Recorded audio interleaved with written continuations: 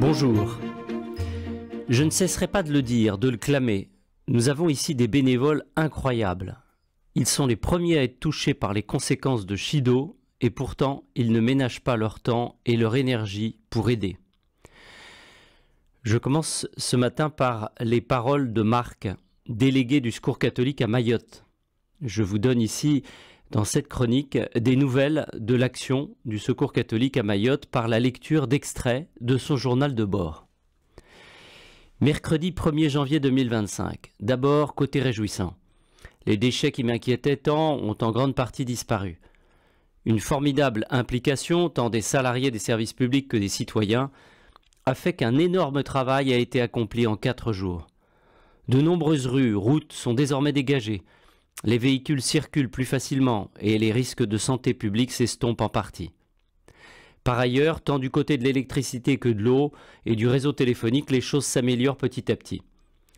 Je sais que c'est le sport national que de critiquer l'État et les collectivités, mais force est de constater que ça la bosse sérieusement. En ce 1er janvier, j'ai moi-même vu des pompiers travailler à la remise en état de la toiture de bâtiments du centre hospitalier de Mayotte, des salariés d'EDF travailler à la remise en état du réseau électrique et j'en passe. Les citoyens ne sont pas en retrait, bien au contraire, puisqu'ils se mobilisent pour déblayer les déchets, assurer l'essentiel de l'approvisionnement en eau auprès des voisins. Ce matin, je me disais, c'est fou, ça fait 2 semaines et demie que ce cyclone dévastateur est passé et tant de choses ont déjà repris.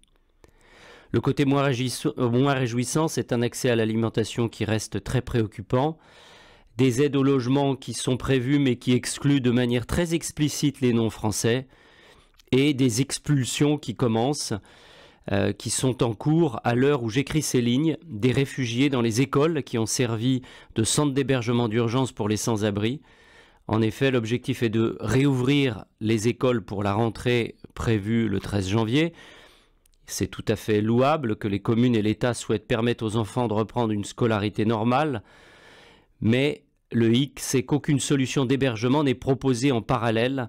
Or, la plupart des occupants de ces centres d'urgence ont tout perdu. Et sur l'avis de la délégation du Secours catholique, on a consolidé notre fonctionnement, à commencer par notre bâtiment. C'est loin d'être parfait, mais nous travaillons dans un environnement propre. Nous mangeons ensemble un repas chaud le midi, avec un petit déjeuner pour ceux et celles qui arrivent tôt, ce qui est déjà un luxe à Mayotte. Nous n'avons toujours pas, mais ce sera de toute façon le cas au mieux pas avant 2026, l'eau courante, tous les jours. Mais au moins, nous avons l'électricité et nous avons déjà remis auprès des accueillis et des bénévoles plus de la moitié des colis d'aide d'urgence que nous ont confectionnés avec ô combien d'amour les bénévoles de la Réunion. Lors de nos rencontres avec les personnes accueillies, outre la remise du colis, nous procédons à un entretien poussé à partir d'un questionnaire sur leur situation actuelle après le typhon et ce qui a été vécu depuis le passage de Chido. C'est à partir de ces informations que par la suite, nous allons pouvoir mieux cibler notre soutien matériel et humain. Voilà, et un peu plus loin, il nous disait dans son journal de bord aujourd'hui, enfin d'hier, le cyclone cette année, c'est comme les rasoirs à 2 lames. La seconde passe avant que le poil repousse. Comme si nous n'en avions pas assez comme ça, ce sont maintenant les inondations et les éboulements de terrain qui touchent l'île. Le sud, moins impacté par Chido, a cette fois-ci été plus touché. Les phénomènes ont été aggravés par des marées à fort coefficient qui ont empêché l'eau de s'écouler rapidement dans la mer. L'heure n'est pas encore au bilan, d'autant plus que des fortes pluies de mousson sont attendues dans la journée. Il écrivait ça donc le 13 janvier. Nous sommes confinés depuis 22 heures du fait de l'alerte rouge qui devait être maintenue jusqu'à 15 heures lundi.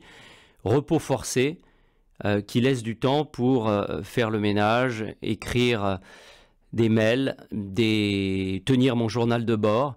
L'ambiance est surprenante, aucun bruit dans les rues, personne dehors, ou presque, très peu de véhicules, hormis ceux des secours, des services publics et de l'armée. Cela rappelle le Covid.